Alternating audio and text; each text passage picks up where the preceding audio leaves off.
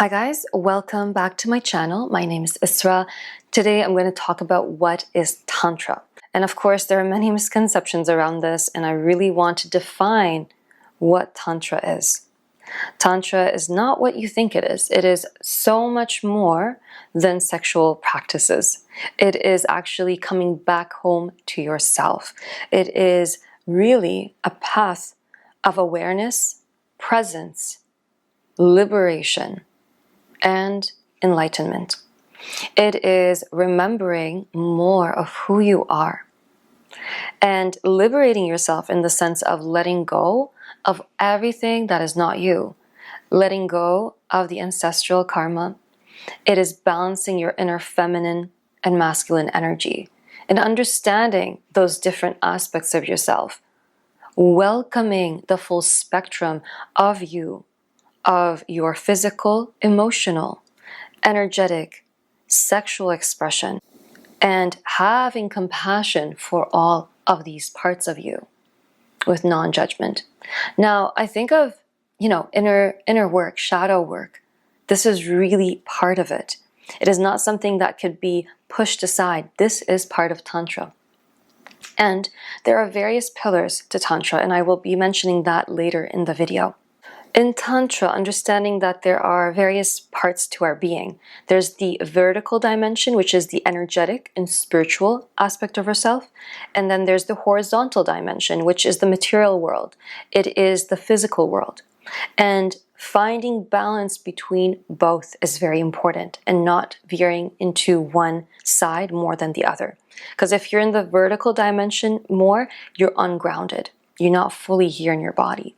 If you're in the horizontal dimension, then you're operating maybe from fear. Through Tantra, we can experience the full spectrum of life and to achieve our full potential and to witness the dualities of grief and joy, happiness and sadness, light and the dark.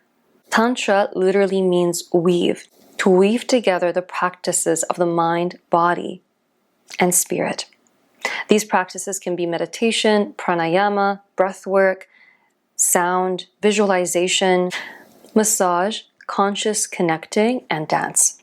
Personally, when I think of Tantra, I think of connecting also to the five senses, delving into the pleasures of life with no shame, and to liberate ourselves from this shame, and growing up with the idea of sex being sinful, growing up with the idea of it being something that is dirty.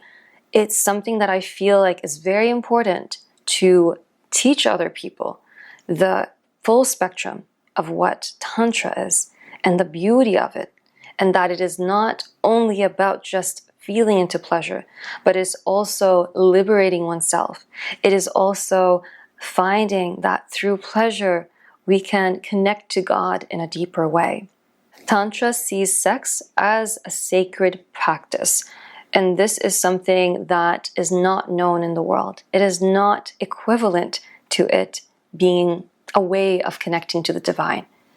But truly, when you open that path of connecting to sex in that kind of way, you shift your whole perspective, but also you're able to experience things you wouldn't even have imagined in your wildest dream.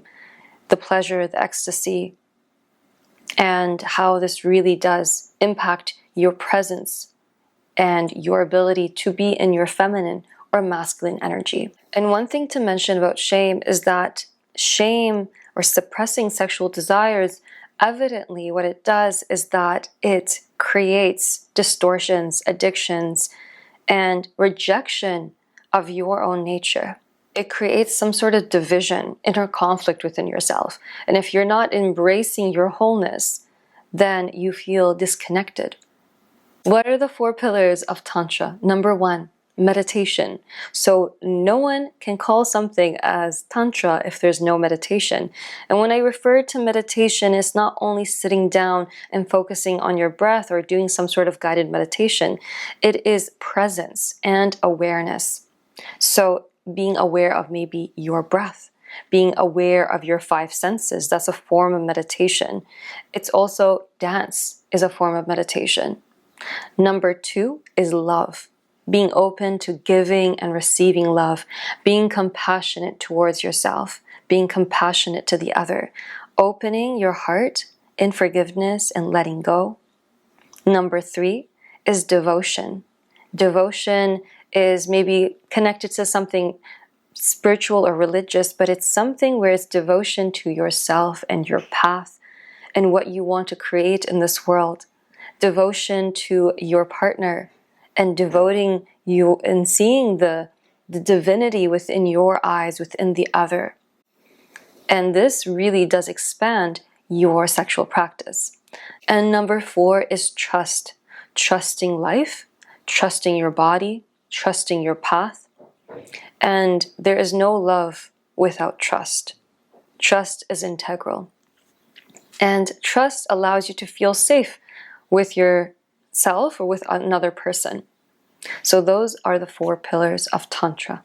And remembering that people nowadays use the word Tantra for many different things, but they have to understand there is a sacredness, there is a meditative aspect to Tantra.